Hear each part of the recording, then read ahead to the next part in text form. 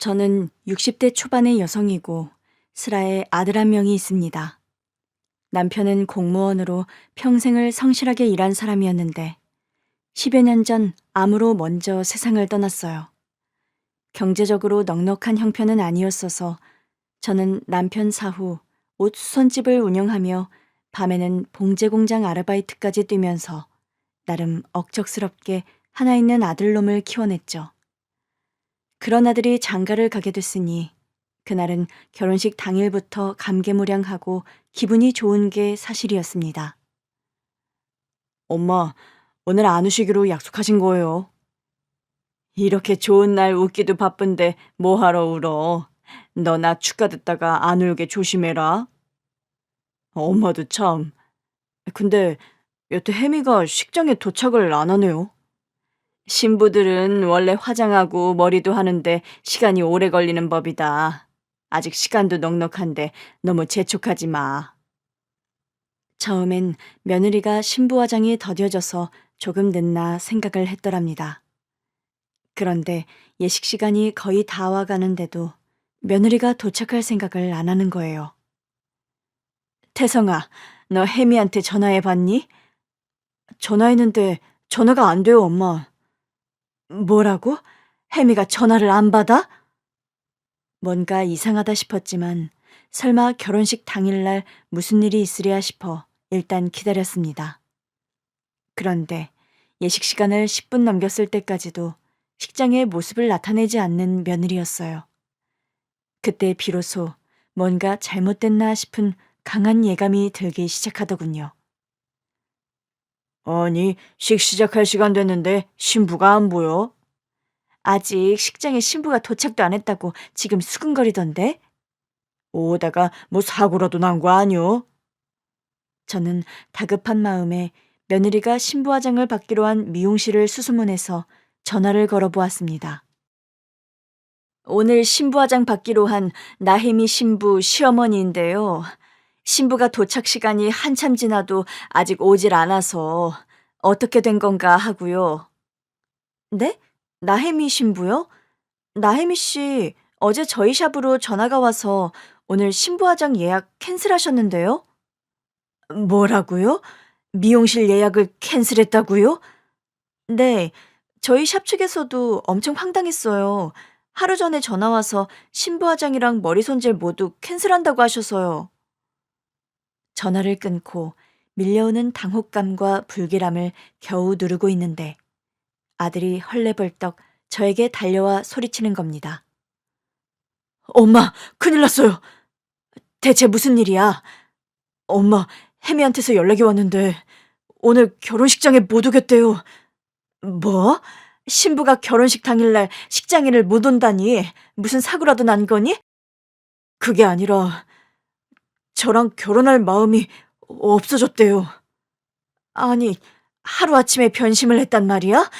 그게 무슨 되도 않는 말이야? 지금 저도 너무 황당해서 다시 전화했는데 제 전화는 받지도 않아요. 지금 사부인 어디 계시니? 혼주 대기석에 앉아 계세요. 저는 당장 사부인을 찾아가 따져 물었습니다. 사부인, 혜미가 결혼식을 파토내겠다는데 이게 무슨 일인가요? 죄송합니다, 사부인. 저도 지금 혜미와 연락이 아예 안 되고 있어요. 저 역시 금시초문인 일이라 너무 당황스럽고 경황이 없네요.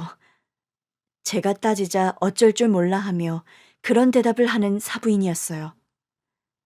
아니, 사부인께서도 혜미와 연락이 안 되신다고요? 네, 어젯밤까지만 해도 맑은 얼굴로 내일 결혼식 긴장된다면서 제 곁에서 잠든 아이가 새벽에 갑자기 사라졌어요. 저는 저 친정언니 따라 미용실 간 줄 알았는데 그게 아니었고요. 지금 저희끼리 아웅다웅 할 때가 아니라 일단 하객분들께 죄송하다 하고 이 상황을 단돌이 해야 할 것 같군요. 사부인과 상의 끝에 일단 신부가 타고 오던 차가 사고 나서 불가피하게 결혼식을 취소하게 생겼다고 양해를 구할 수밖에 없었습니다. 황당하게 짝이 없는 결혼식 파토 사건 후에 며느리는 아예 양가 가족들 모두에게 연락을 끊고 잠적해버렸습니다. 혜미가 연락이 아직도 안 된다는 말이냐? 저하고 결혼할 마음이 없어졌다. 나를 더 이상 사랑하지 않는다. 이 문자 남긴 후로는 더는 제 연락을 안 받아요. 너 혜미네 집에 찾아가 봤어? 몇 번이나 찾아가 봤지만 장모님 몸져 누워 계시고 장인어른이 제게 무릎 꿇고 사과하시는데 더는 거기 못 가겠어요. 결혼식 날 파토 내고 도망간 신부 두고 너 아직도 장모님 장인어른 소리가 나오니? 엄마, 저도 안 그래도 너무 속상하고 답답한데 왜 엄마까지 저한테 화를 내세요? 아, 미안하다. 혜민의 집 주소 줘봐. 나라도 한번 다시 찾아가 보게. 엄마가 찾아가신다 해도 뾰족한 게 나올 리 없어요. 가셔봤자 더 마음만 답답해지실 거예요. 저는 그래도 일단 사부인 댁을 찾아가 봤습니다. 제가 찾아가자 머리를 싸매고 누워있던 사부인이 나와 저를 맞더군요. 죄송합니다. 여기까지 오시게 해서요. 아닙니다. 상황이 이런데 제가 찾아뵈야지요. 혜미는 여태 감감무소식인가요? 지연이 통해서 무사히 잘 있다고 간간히 연락은 하는 모양인데 생사 확인 남기는 문자 말고는 집안 식구 연락을 아예 받질 않네요. 혜미 신변에 무슨 일이 생긴 건 아니고요. 다행히 그런 것 같지는 않습니다. 일주일에 한 번꼴로 살아있다는 문자는 지연이한테 남기니까요. 결혼식 전날까지 정말 아무 문제 없이 혜미가 있었단 말입니까? 저도 그걸 정말 모르겠어요. 결혼식 날 그리 도망갈 아이 같았음 뭔가 징조라도 있었을 텐데 그런 거 전혀 없이 다음날 예식 긴장된다고 제 옆에서 잠들었던 딸아이가 갑자기 결혼식 날 새벽에 사라졌으니까요.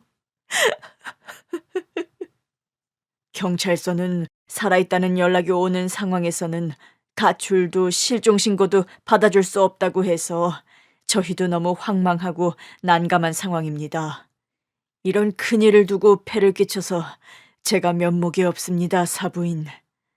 딸 자식 잘못 키운 제 잘못이니 저를 탓해주세요. 고개를 푹 수그리고 반백에 바깥 사돈이 저에게 무릎까지 꿇고 사죄를 하더라고요. 뭐 하시는 겁니까, 사돈? 제발 이러지 마세요. 혜미에게 뭔가 말하지 못할 이유가 있겠죠. 저도 그 이유라는 게 대체 뭔지 알지 못해 속이 답답해 미칠 노릇입니다. 죄송합니다, 사돈. 아들 말 맞다나 사돈 댁에 길게 있어봤자 달라질 거 하나 없다는 걸 알겠더군요. 사돈어른 눈치를 보아하니 뭔가 혜미에 관해 알고 있으면서 일부러 속인다는 기색도 전혀 찾아볼 수 없었고요. 저는 속상한 마음을 안고 집으로 터벅터벅 돌아올 수밖에 없었어요. 그 후로 저희 아들은 증발해버린 예비 신부를 찾겠다고 한동안 전국 팔도를 유랑하듯 이잡듯 뒤지고 다녔습니다. 평소 혜미가 좋아하던 곳, 둘이서 여행을 갔던 곳, 가보고 싶어 했던 곳, 아주 작은 어떤 연줄이라도 혜미와 있는 곳.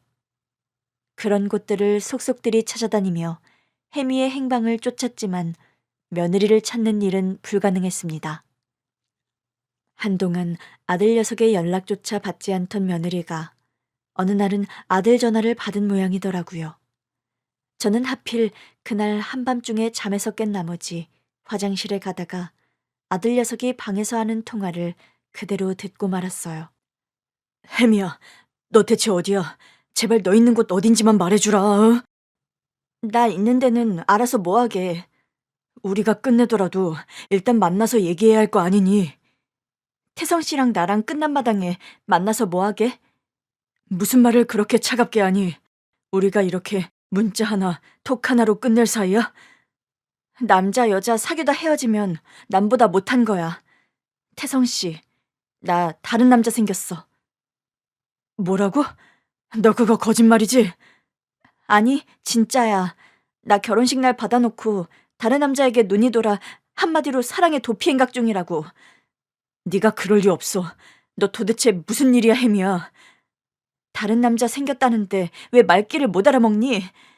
나 내일 출국하니까 내일부턴 정말 연락 안 될 거야. 번호도 바꿀 거고. 나 이 남자랑 새 인생 시작할 거니까 다신 내게 연락하지 마. 혜미야, 전화 끊지 마. 내가 널 얼마나 사랑하는지 알면서 너 나한테 왜 그래? 전화를 끊고서 오장육부가 끊어지는 듯한 울음을 토해내는 아들 녀석이었어요. 저는 아들이 그렇게 슬프고 고통스럽게 우는 걸 한 번도 본 적이 없었습니다. 대체 다른 남자가 생겼다는 이유로 뻔뻔하게 우리 아들에게 저런 상처를 주는 혜미가 도무지 용서가 되질 않더군요. 그날 이후로 아들은 시련의 상처에서 벗어나지를 못하는 겁니다. 오늘도 술이니? 엄마, 저 당분간만 제발 그냥 내버려 두세요. 당분간? 너 회사도 돌아오면 저녁도 안 먹고 매일 술만 들이붓는 거 벌써 한 달째야. 그럼 괴로워서 미치겠는 걸 저더러 어쩌라고요, 엄마. 괴롭다고 그리 술만 들이부으면 너 몸 상하는 건 생각 안 하니? 밥 좀 안 먹고 술 먹었다고 몸 그리 빨리 안 상해요. 너 그러는 꼴 보는 엄마 속 문드러지는 건 생각도 안 해? 혜미가 어느 날 갑자기 변심했다는 게 믿기지가 않아요. 어떻게 나를 두고 다른 남자한테 홀랑 가버릴 수 있는 건지요. 어리석은 녀석아. 떠난 버스랑 가버린 여자는 잡는 게 아니랬어. 옛말 틀린 거 하나 없는데 너 싫다고 가버린 여자 하나 때문에 대체 언제까지 이렇게 폐인처럼 지낼 작정인 거야? 혜미는 변심했는지 몰라도 저는 아직 마음속에서 혜미를 못 뽑아냈다고요, 엄마. 서른도 한참 넘은 아들 녀석이 예비 며느리의 결혼 파토에 가슴을 탕탕 두들겨가며 목 놓아 우는 모습을 저는 거의 매일이다시피 봐야 했습니다. 속이 터지고 아주 제가 병이 다 날 지경이었어요. 빈속에 술 들이붓지 말고 이거라도 좀 먹으면서 마셔라. 저는 속상한 마음에도 아들이 골병 들까봐 안 먹겠다는 안주를 부지런히 만들어서 갖다 주면서 아들 곁을 지킬 수밖에 없었습니다. 그날도 퇴근한 아들은 샤워도 안 한 채 술만 들이붓다가 고주망태가 되어서 지방 침대에 쓰러져 잠들어 버리더군요. 그런 아들이 안쓰러워서 수건에 뜨거운 물을 적셔서 가져다 얼굴과 손발을 닦아주고 거실로 나오던 참이었어요. 늦은 시간이었는데 갑자기 초인종이 울리더라고요. 한밤중에 대체 누구지 싶은 마음에 나가봤는데 어머님, 잘 지내셨어요? 늦은 밤 기별도 없이 찾아온 불청객의 주인공은 바로 결혼식을 파토내고 도망가버린 예비 며느리 혜미였어요. 아니, 혜미, 네가 여기를 어떻게... 너 미국으로 출국했다던데? 어머니, 지금 혹시 아내 태성 씨 있나요? 잠들었죠? 술 먹고 지방에 뻗어 있다. 태성이는 왜? 이제 와서 뭐 설마 태성이 걱정이라도 한다는 거야, 뭐야? 저는 며느리를 보고 고운 말이 나오지 않더랍니다. 어머니, 그래도 혹시 모르니 잠시만 밖으로 나오시겠어요? 태성 씨 모르게 어머님께만 드릴 말씀이 있어서요. 그래, 좋다. 혜민이가 무슨 말 하나 드러나 보자. 저는 어이가 없고 화가 치밀어 오르는 마음을 겨우 누르며 며느리를 따라 나갔습니다. 아들 녀석이 심리가 불안정하고 감정이 좋지 못한 상황에서 집안에서 언성을 높이는 것보다 차라리 밖에서 며느리와 단판을 짓는 편이 아들에게도 좋을 거란 판단이 들어서였죠. 며느리와 함께 동네 근처의 24시간 무인 카페로 들어가서 얘기를 나누게 됐더랍니다. 그런데요, 무인 카페 안으로 들어가자마자 털썩 무릎을 꿇으며 제게 용서를 비는 며느리였어요. 어머니, 정말 죄송합니다. 너 지금 뭐 하는 수작이야?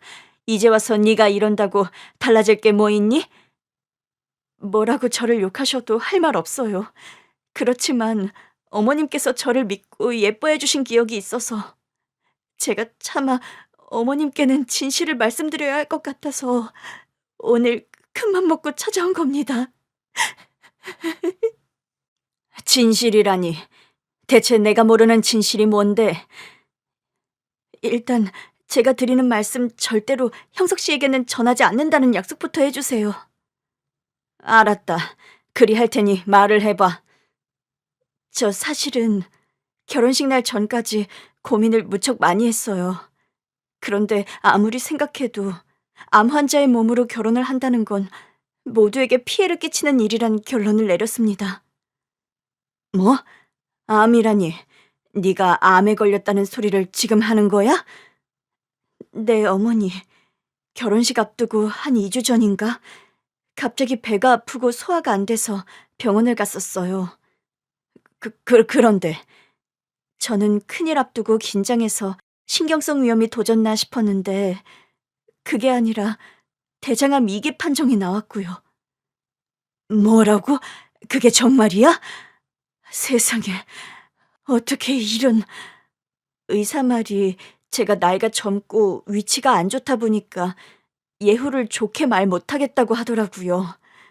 이런 몸 상태면 출산도 불가능하고 생존 가능성도 낙관 못한다고요.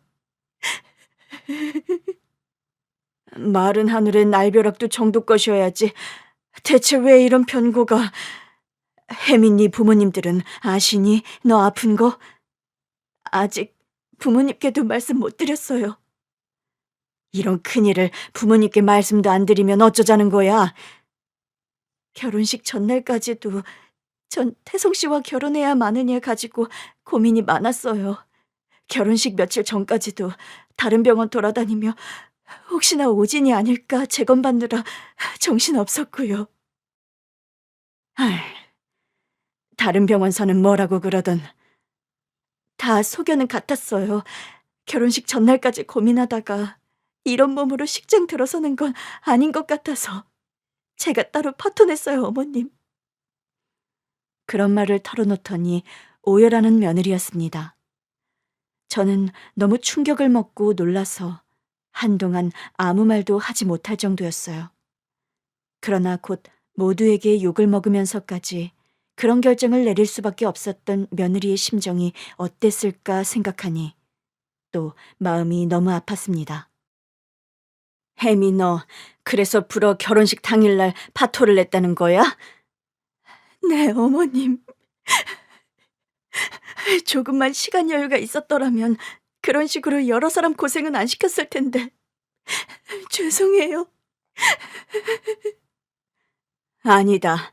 네 말 듣고 보니 나라도 참 답이 안 나오는 상황이었을 것 같다. 그래도 그렇지. 당사자인 태성이에겐 말을 했어야지. 태성 씨는 마음이 약하고 착해서 제가 아픈 거 알면 더 결혼하려 들 사람이라는 거 알았으니까요. 저 하나 아프고 말지 태성 씨까지 불행하게 만드는 일 하고 싶지 않았어요, 어머니. 저는 며느리의 그 말을 듣고 저 역시 오열하고 말았습니다. 혜미야, 부부란 일심동체란 말이 왜 나오겠니? 아플 때나 건강할 때나 슬플 때나 기쁠 때나 함께하란 결혼 서약이 왜 있는 거겠어? 어머니, 저는 결혼식 전에 암인 걸 알았잖아요. 암 투병하려면 현실적으로 돈도 많이 들고 출산도 힘들 텐데 태성 씨에게 짐만 되는 아내가 되는 건 죽기보다 싫었어요. 혜미야, 그래도 태성이가 알면... 그래서 어머님께만 말씀드리고 태성 씨에겐 비밀로 해달라고 제가 신신당부 드리는 거예요. 뭐라고? 네가 암에 걸렸단 사실을 태성이에게 말하지 말란 거야? 네, 어머니. 제발 부탁드려요. 저 태성 씨 마음 정리하게 하려고 일부러 다른 남자 생겼다고 거짓말까지 했고 그 말 태성 씨는 믿고 있어요. 혜민이가 변심해서 떠난 줄 알고 태성이가 요즘 얼마나 힘들어하는 줄 알기나 하니? 저도 태성 씨 생각하면 너무 마음 아파요, 어머니. 그렇지만 100번 생각해도 제가 떠나주는 게 태성 씨 미래를 위해서 좋은 길이에요. 그게 옳아요. 제가 아무리 설득해도 혜미의 뜻은 완강했습니다. 저는 결국 아들 녀석에게 며느리의 투병 사실을 비밀에 붙이기로 약속을 하고 헤어졌어요. 집에 돌아와 보니 잠에서 깬 아들이 저를 기다리고 있더군요.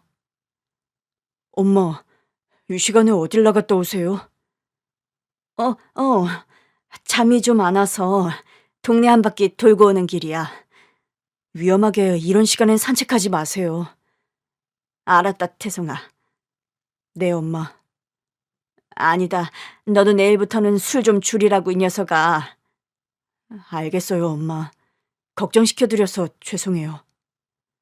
저는 고민하다 결국 그날 혜미를 만나고 온 말을 아들에게 하지 못했습니다. 며느리와 약속을 하고 헤어지긴 했지만 혜미가 변심하고 떠나버렸다고 생각하며 영 마음을 잡지 못하고 힘들어하는 아들을 곁에서 지켜보며 저 역시 마음이 편치 않더군요.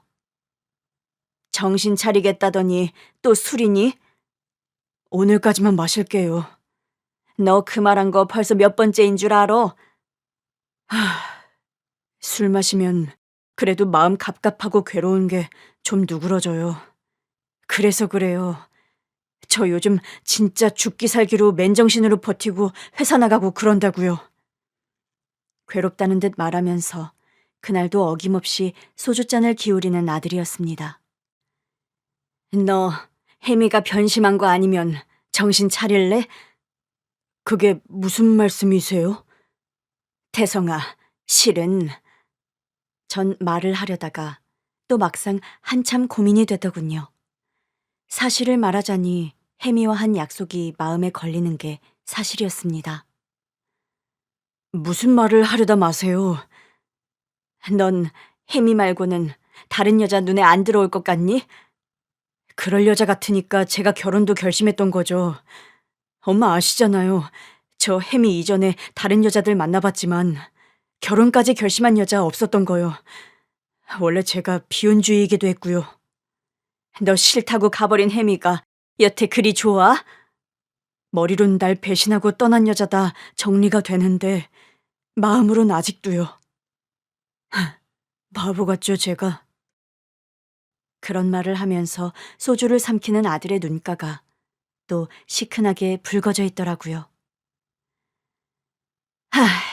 아무래도 안 되겠다. 혜미 변심하고 떠난 거 아니야. 실은 몸이 많이 안 좋아서 너에게 거짓말하고 결혼식 파토낸 거다. 그게 무슨 말씀이세요?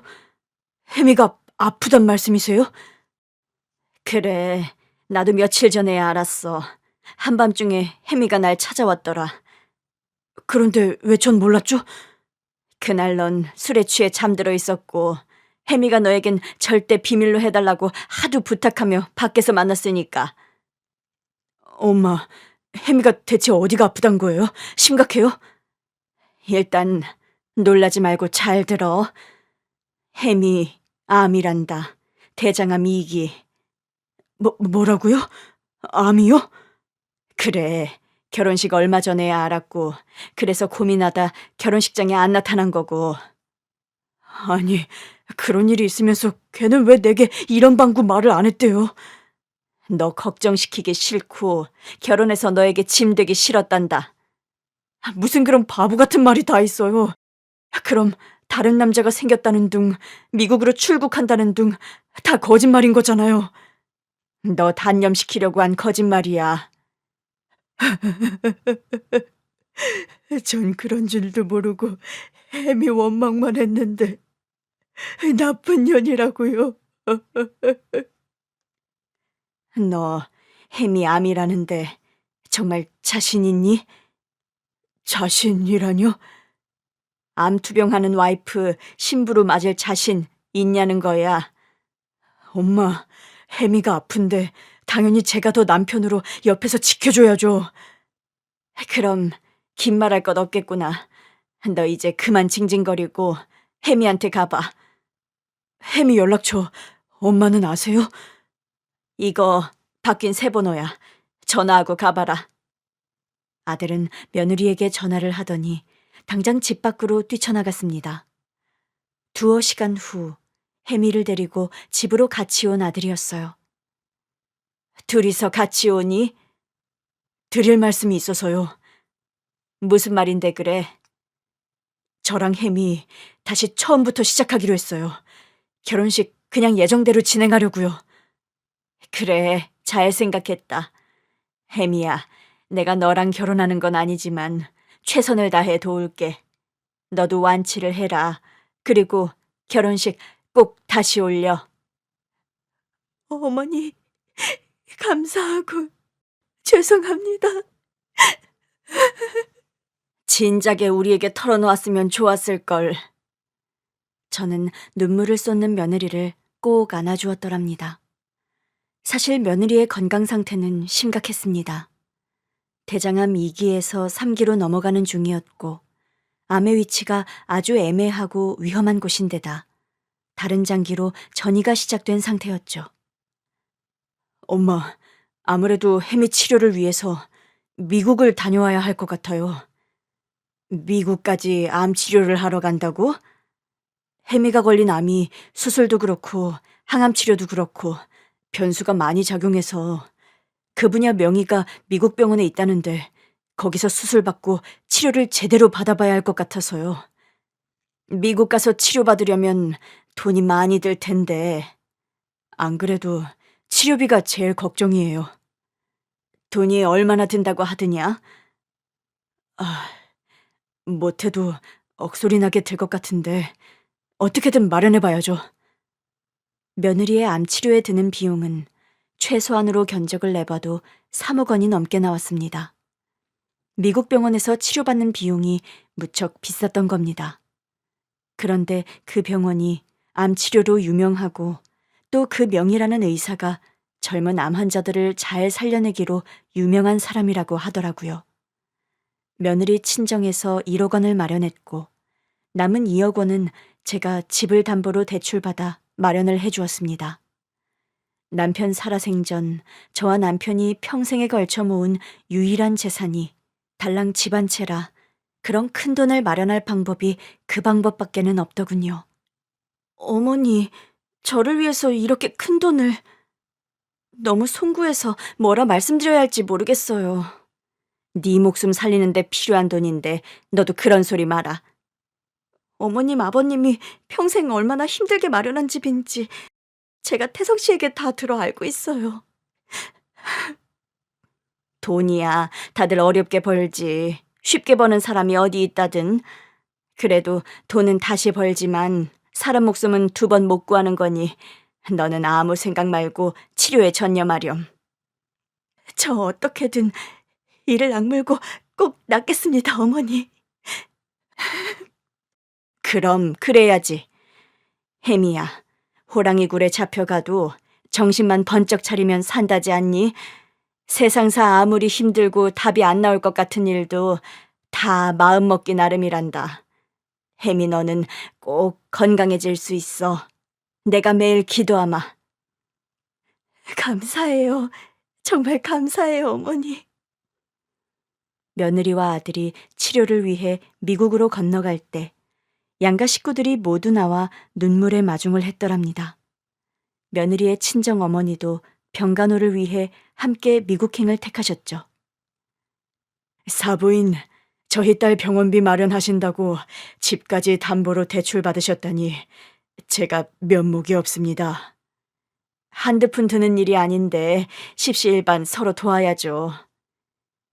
시집 보낸 지 얼마 되지도 않은 딸내미인데 암투병부터 하게 되어서 송구합니다. 혜미가 아프고 싶어서 아픈 것도 아닌데 그런 말씀 마세요, 사돈. 고맙습니다, 사부인. 타국까지 가서 병간호 하시려면 힘들 텐데 잘 챙겨 드시고요. 아픈 환자랑 우리 이서방이 걱정이죠. 그래도 이서방 먹는 거 제가 잘 챙길 테니 너무 걱정 마세요. 사부인도 건강 잘 챙기세요. 병간호하는 사람이 되려 환자 되는 경우도 흔하다니까요. 걱정 마십시오, 사부인. 혜미야, 넌 아무것도 걱정 말고 네 건강 회복하는 데 우선하고, 알았지? 저는 떠나는 아들과 며느리의 손을 꼭 잡아주었습니다. 아들과 며느리, 그리고 사부인은 미국으로 떠나 한 2년 가까이를 병원 생활을 했습니다. 그 기간 동안에 저는 옷 수선실을 운영하고 또다시 야간 봉제 공장 아르바이트도 하면서 부족한 생활비와 병원비를 벌기 위해 고군분투했어요. 아들과 며느리가 미국으로 건너간 지 2년 반이 좀 지나가던 시점이었습니다. 어느 날 미국으로부터 한 통의 전화가 걸려왔어요. 엄마, 저 오늘 꼭 알려드려야 할 소식이 있어서 전화드렸어요. 무슨 소식이길래? 평소 전화가 오는 시간이 아니었기에 저는 솔직히 덜컥 마음이 내려앉으면서 혹시 며느리에게 무슨 일이 생겼나 싶은 걱정이 앞서더군요. 혜미가요. 혜미가요, 엄마. 말을 꺼내놓고 하지도 못하고 서럽게 우는 아들이었습니다. 설마 진짜 며느리에게 안 좋은 일이? 그런 생각이 들며 겨우 아들에게 물었죠. 무슨 일이길래 말도 못하고 우니? 태성아, 마음 차분하게 가라앉히고 무슨 일인지 말을 좀 제대로 해봐라. 응? 엄마, 혜미가요. 이제 정말 암 완치됐대요. 뭐라고? 정말이야? 수술 받고 나서 3차 항암 결과 나온 거야? 이제 더는 전이가 안 됐고 수술 예후도 좋고요. 녀석아, 그런 좋은 소식을 말하면서 왜 울어서 엄마를 걱정시켜? 너무 좋아서 제가 감동해서 그랬어요, 엄마. 이게 다 엄마가 고생해서 도와주신 덕분이에요.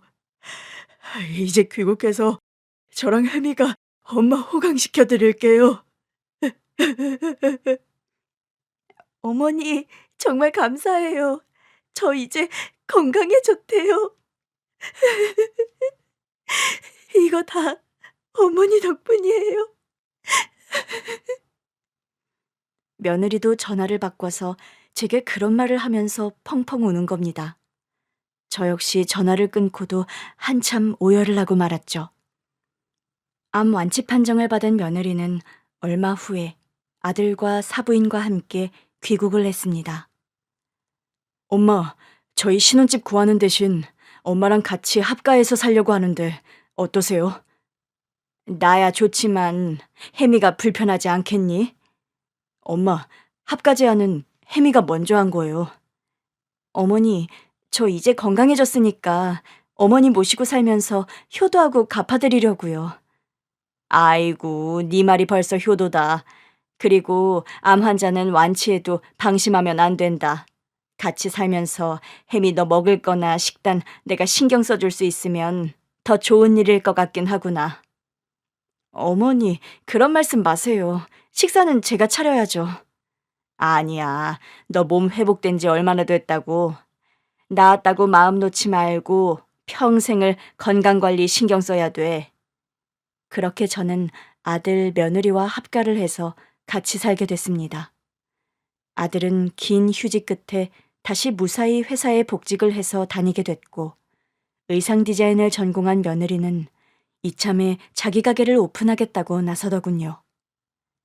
어머니, 저 이번에 제 이름 걸고 옷가게 내보려는데 어머니도 같이 해주시겠어요? 네가 사업 시작하는데 내가 할 일이 딱히 있겠니? 어머니께서 수선 전문이시니까 그걸 제 가게에서 같이 해주시면 좋을 것 같아서요. 며느리는 20대 초반에 미국 유학까지 다녀온 실력 있는 의상 디자이너입니다. 저는 며느리만큼 제대로 대학까지 나와서 전공을 한 것은 아니지만 그래도 옷수선 일을 하다 보니 처음부터 며느리와 잘 통하는 게 있었죠. 처음 제가 일하는 수선실에 인사를 온 며느리는 어머니, 수선실 딱 보니까 어머님 내공이 그대로 팍팍 느껴지네요. 너무 멋있으세요. 그런 말을 하면서 엄지를 치켜들어 주던 며느리였죠. 어찌 보면 혜미는 명문대학 출신의 미국 유학까지 다녀온 디자이너인데 동네 옷 수선집을 하는 저에게 그런 말을 해주는 게 겸손하게 예쁘게 느껴지는 게 사실이었습니다. 어머니, 저 이 스커트 단이 애매한데 뭐 대신 달 게 있을까요? 거기 딱 과하지 않게 덧댈 프릴이 있는데 이거 어떠니? 어머, 원단 재질이며 색감이 너무 찰떡으로 맞아떨어지는데요? 이거 프릴 달아서 리폼해 주실 수 있어요? 이런 정도는 너도 하지 않니? 뭔가 어머님 바느질 솜씨랑 재단 솜씨가 맛이 달라서요. 전 옷 디자인은 잘하는데 이런 리폼은 잘 못하기도 하고요. 아들과 연애 시절에도 제 옷수선집의 단골 손님이 햄이었습니다. 서로 비슷한 일을 하다 보니까 성정이나 취향 등도 남달리 잘 통하는 데가 있었죠. 어머니, 대체 저런 옷을 왜 백화점씩이나 가서 비싼 돈을 주고 사는 걸까요? 너도 그런 생각했구나. 나도 진짜 멋지고 예쁘게 뽑아낸 옷 아니면 저런 건 참 돈이 아깝더구나. 어머님이랑 저는 보는 눈이 비슷해서 대화하면 잘 통하는 것 같아요. 그러게 말이야. 시쳇말로 코드가 맞는 거지? 맞아요, 어머니. 저랑 어머니는 코드가 딱 맞아요. 건강을 회복한 며느리는 원래 다니던 의류회사에 복직하는 대신 본인만의 브랜드를 만들어서 온라인과 오프라인 매장에서 옷을 만들어 팔기 시작했어요. 네 며느리 암 완치하고 옷가게 한다고? 응, 미국까지 가서 고생하며 수술받고 치료받았는데 결과가 좋아서 너무 다행이지 뭐야. 딸도 아니고 며느리 병 고친다고 집 담보대출까지 받아서 치료받게 하는 너 같은 사람도 흔치는 않을 거다 얘. 며느리도 자식이나 매한 가지잖니. 아들내미 배우잔데. 너처럼 생각하는 시어머니들이 그리 많지 않으니 하는 소리지. 며느리가 옷가게 하면 너랑 동종업계 아니니? 아유, 무슨 소리야. 우리 며느리는 명문대 나오고 해외 유학까지 다녀온 전문가고, 나야 그저 조그맣게 동네에서 옷수선 가게 하던 사람인걸. 네가 집안 형편만 좋았으면 대학 가고도 남았지. 경자 네가 모자라서 대학 못 간 거 아니잖니? 너 학교 다닐 때 그림도 잘 그리고 공부도 잘하고 너 양장점 내도 될 정도로 솜씨 좋은 거 다 아는데 뭐. 아니야, 양장점은 무슨. 그 시어머니의 그 며느리라고 너 닮아서 손재주 좋은 며느리가 들어왔구나. 나는 아마추어고 며느리는 전문가라니까. 저를 아는 친구들은 저와 비슷한 일을 하는 며느리가 들어와서 좋겠다고 덕담들을 건넸습니다. 며느리가 건강을 회복해서 사업을 시작해서 다행이었지만 내심 저는 아들 내외가 제대로 결혼식을 못 올린 게 마음에 걸리더군요. 혜미야, 너희들 말이야. 이젠 결혼식 올려야 하지 않겠니? 안 그래도 그 말을 제가 꺼냈는데 혜미가 아직 싫대요. 아니, 왜? 건강도 다 회복했고 이제 결혼식 못 올릴 이유가 뭐라고? 자기가 치료받는데 돈을 많이 써서 사업 열심히 해서 엄마께 그 돈 다 갚기 전까지는 식 안 올린다고요. 혜미야, 무슨 그런 말이 있니? 결혼식보다 중요한 일이 뭐가 있다고? 어머니, 그래도 어머니께서 집 담보로 대출 받으신 거 그건 제가 다 해결하고 뭘 해도 하고 싶어서 그래요. 아무리 식부터 올리라고 해도 고집을 부리는 며느리였죠. 어머님, 조금만 기다려주세요. 저 열심히 해서 어머님 빚 2배로 갚아드린 다음 그때 멋지게 결혼식 올리려고요. 며느리는 밤잠을 줄여가면서 새로 시작한 사업에 열심이었습니다. 혜미야, 너 요즘 몸을 너무 혹사시키는 거 아니니? 괜찮아요. 저 안 그래도 그간 병원에서만 지내느라 너무 일이 하고 싶어서 혼났는걸요? 그래도 건강 돌보면서 해야지. 겨우 몸이 회복됐는데 그러다 또 건강 상할까 걱정이구나. 어머님께서 해주시는 건강한 집밥 먹어서 저 괜찮아요. 밥은 밥이고 사람이 쉬지 않으면 몸은 축나게 되어 있는 거야. 적당히 잠도 자가면서 일하렴. 어떻게 찾은 건강인데? 네, 어머니. 어머님 말씀 명심할게요. 며느리는 타고난 성격이 뭔가 일을 하면 끝장을 보고 부지런히 파는 성격이더라고요. 그런 성격까지도 저를 많이 닮은 며느리였죠. 혜미야, 아침밥은 내가 차린다니까. 잠도 모자른 애가 왜 새벽부터 일어나서 부엌에서 설치니? 점심도 도시락 싸주시고 저녁까지 차리시는데 아침이라도 제가 간단하게 준비하려고요. 아서라, 바깥 일만 해도 얼마나 힘이 든데. 어머님은 뭐 노시는 분인가요? 들어가세요. 아침은 제가 할게요. 참 고집도. 살림도 그냥 하는 사람이 하는 게 빠르다. 요즘 젊은 며느리들 살림 익숙하지 못한 게 인지상정인걸. 그리고 난 내게 아침밥 얻어먹을 생각 없어. 왜요? 며느리랑 한 집서 사시는데 한 끼 정도는 며느리 밥 드셔야죠. 혜미야, 말했잖니. 너는 우리 태성이랑 결혼한 순간 이제부터 내 딸이라고. 딸한테 아침밥 만들라 시키는 엄마 봤어? 어휴, 아침부터 또 서로 일한다고 실랑이에요? 어머니, 그럼 이참에 태성 씨에게 아침 당번 시킬까요? 그래, 차라리 그게 낫겠구나. 며느리는 바쁘게 사업을 이어가면서도 본인 잠도 부족하면서 꼭 아침에 일찍 일어나 식사를 차리곤 했습니다. 며느리나 저나 아들이나 모두 바쁘지만 행복한 일상을 이어가던 어느 날이었죠. 어머니, 저 진짜 생각지도 못한 일이 일어났어요.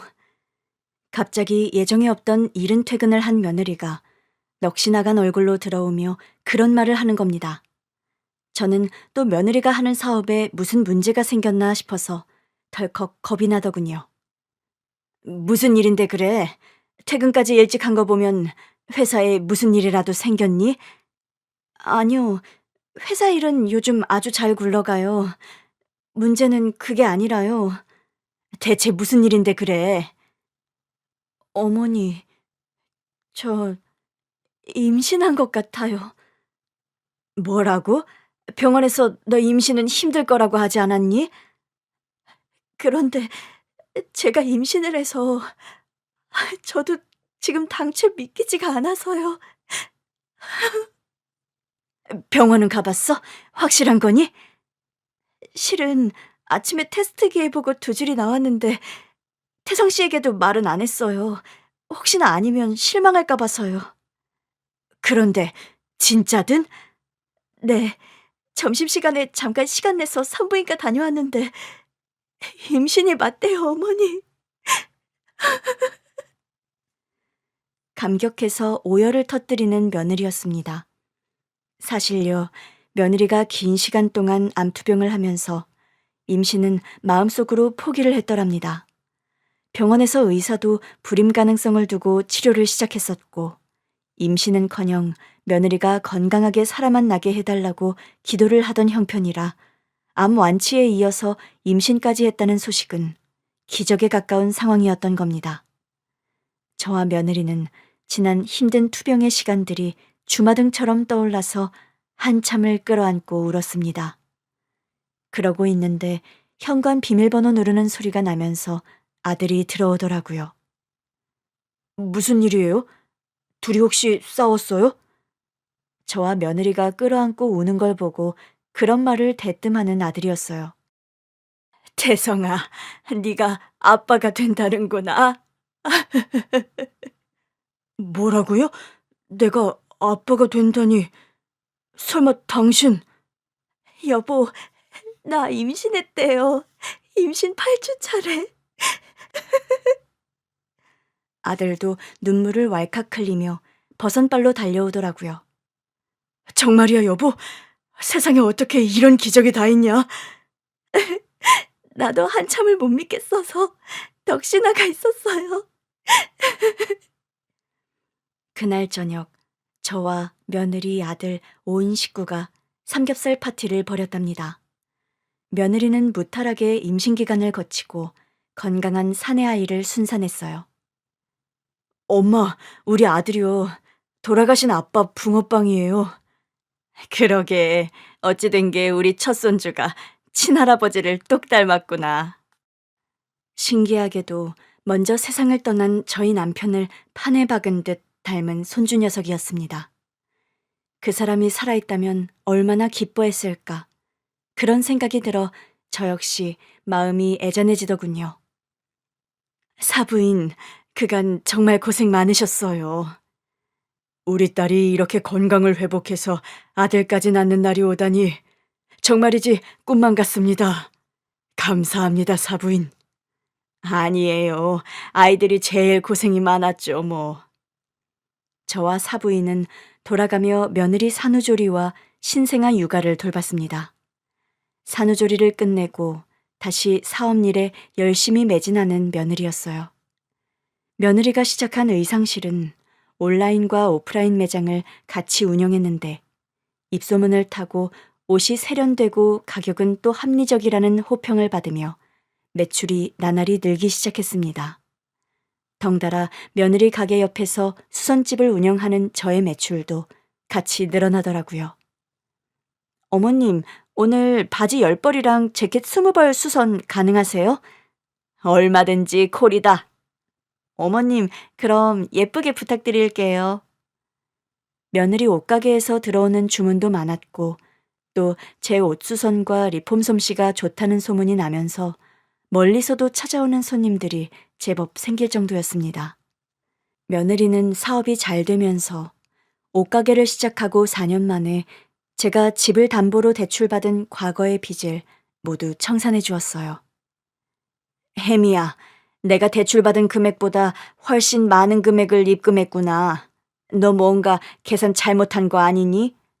아니에요, 어머님. 제가 분명히 옛날에 말씀드렸잖아요. 어머님께 제가 2배로 갚아드린다고요. 그냥 고마워서 하는 말인 줄 알았는데 진짜 그 약속을 지킨 며느리였어요. 며느리의 사업이 대박이 나면서 최근에는 집도 더 넓은 단독주택으로 이사를 갔습니다. 아무래도 손주 녀석이 커가고 하니까 마당 딸린 주택에서 사는 것도 나쁘지 않겠다 싶더라고요. 손주 녀석이 3살 되던 해에 아들과 며느리는 늦깎이 결혼식을 드디어 올리게 됐습니다. 떡 벌어지는 결혼식 대신에 집마당에서 조촐한 스몰 웨딩을 올리겠다는 아들내외였죠. 이제 너희 둘 좀 격식 있는 곳에서 결혼식 해도 되지 않니? 저나 그 사람이나 그런데 돈 쓰는 게 아깝다 주의라서요. 하긴 하객들 대접하랴 꽃장식 하랴 큰 데서 결혼하면 돈이 많이 들긴 하지. 예식 비용이 걱정이면 엄마가 도와주면 되는데. 아유, 엄마, 우리가 돈 없어서 스몰 웨딩 하는 거 아닌 거 아시잖아요. 거창하게 예식에 쓸 돈이면 다른 데 쓰자 주의라 그런 거죠. 저희 아들이나 며느리나 허례허식에 관심이 일절 없는 아이들이랍니다. 새로 이사간 단독주택 마당에서 양가 직계 가족들과 최측근들 몇 명만 모여서 그야말로 스몰 웨딩을 올리게 되었습니다. 며느리는 결혼식 날 입을 드레스도 본인이 직접 디자인하더니 저에게 수선을 부탁하더라고요. 어머니, 저희 디자인실에서 일단 드레스 초안이 나왔는데 뭔가 1%가 부족하네요. 그래? 그럼 결혼식 전에 얼른 손을 좀 봐야지. 안 그래? 그래서 말인데요.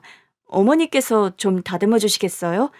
코사지랑 레이스가 좀 아쉬운데 어머니께서 조금만 리폼해 주시면 예뻐질 것 같아서요.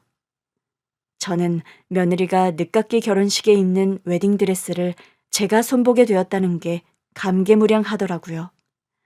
저는 기꺼운 마음으로 며느리의 웨딩드레스를 장식했더랍니다.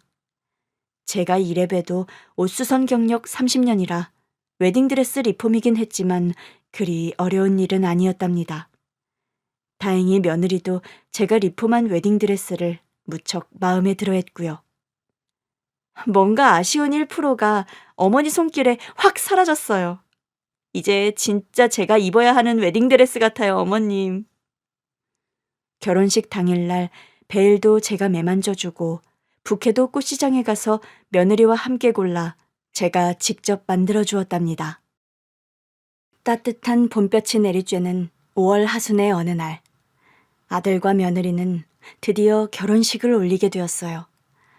아침부터 사부인과 사돈처녀는 결혼식 음식 준비에 여념이 없었지요. 아장아장 걸어가는 저희 손자 다운이가 결혼식에 들러리를 섰습니다. 그리고 다온이가 뿌려놓은 꽃길 위로 저희 아들과 며느리가 천천히 입장을 했어요. 양가에서 모인 하객들이 신랑 신부를 축복해 주었습니다. 5년 전 딱 이맘때에 파토났던 결혼식 날이 어쩔 수 없이 떠오르더라고요. 그날 말도 없이 결혼식장에 나타나지 않았던 며느리 때문에 한바탕 소동이 났던 일, 아들이 울며 불며 술만 마시며 폐인처럼 지내던 일 등이 주마등처럼 제 뇌리를 스쳐 지나갔습니다. 그런데 지금 제 눈앞에 보이는 건 5월의 환한 햇살 앞에서 결혼선언서를 읽고 있는 아들과 며느리의 행복한 모습이랍니다. 며느리가 결혼선언문을 읽는 모습을 보며 눈시울을 붉히는 사부인이었습니다. 저는 그런 사부인의 손을 꼭 잡아주었더랍니다. 이 자리까지 오는데 참 많은 일이 있었네요. 사부인 덕에 우리 딸이 살았어요. 무슨 말씀이세요? 먼 타국까지 따라가서 딸내미 병수 바라고 사위 밥 차려주느라 사부인께서 얼마나 고생이 많으셨는데요. 그래도 그렇게 결혼식 받아두고 암 걸린 며느리를 다시 받아주는 시어머니가 어디 흔합니까? 거기다 그 집 한 채 값 병원비까지 다 빚을 져서 마련을 해주시고요. 사부인 같은 시어머니 다시 없을 거라고 혜미에게 항상 말합니다. 정말 저한테보다 사부인께 더 잘하라고요. 그런 말을 하며 제 손을 토닥이며 고맙다고 인사하는 사부인이었어요. 혜미처럼 당차고 야무진 아이를 며느리로 주셔서 제가 더 감사해요, 사부인. 인생을 살면서 완벽하게 행복한 하루가 있을까요? 60평생을 넘게 살아왔지만 그런 하루가 있다고 느껴본 적이 별로 없었는데 아들과 며느리의 그 결혼식 날 제 기분이 딱 그랬답니다. 더할 것도 없고 덜할 것도 없이 완벽하게 아주 행복한 하루가 저물어가고 있었어요.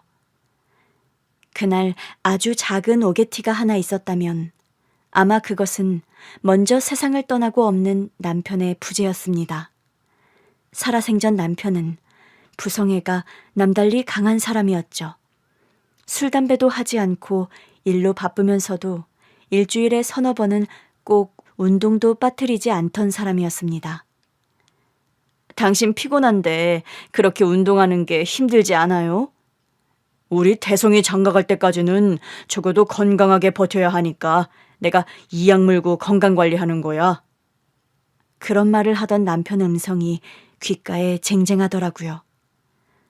아들 녀석이 결혼식 하는 걸 보면 그 사람이 얼마나 좋아했을까 싶은 생각이 들면서 저도 모르게 마음이 먹먹해져 왔습니다.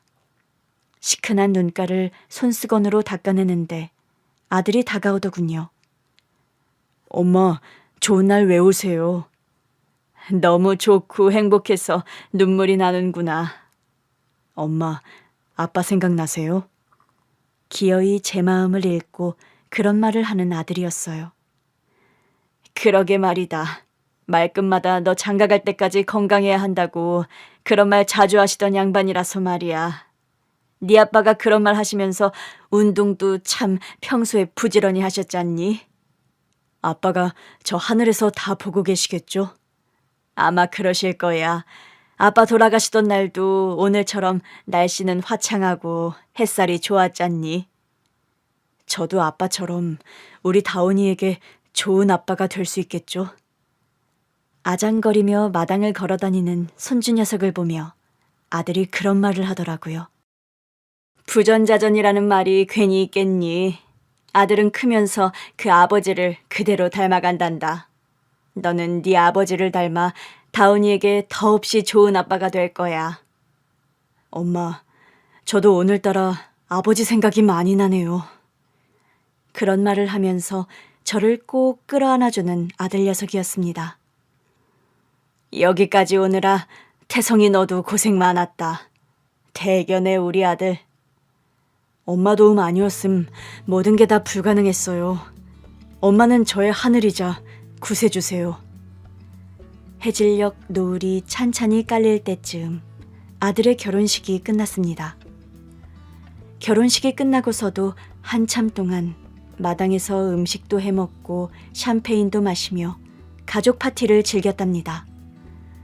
꿈처럼 행복한 하루가 저물어가고 있었어요. 앞으로 남은 인생도 아들 내외가 늘 행복하기를 기원해 봅니다. 여러분의 내일도 꿈처럼 행복 가득한 하루가 되시길요. 긴 얘기 들어주셔서 감사합니다.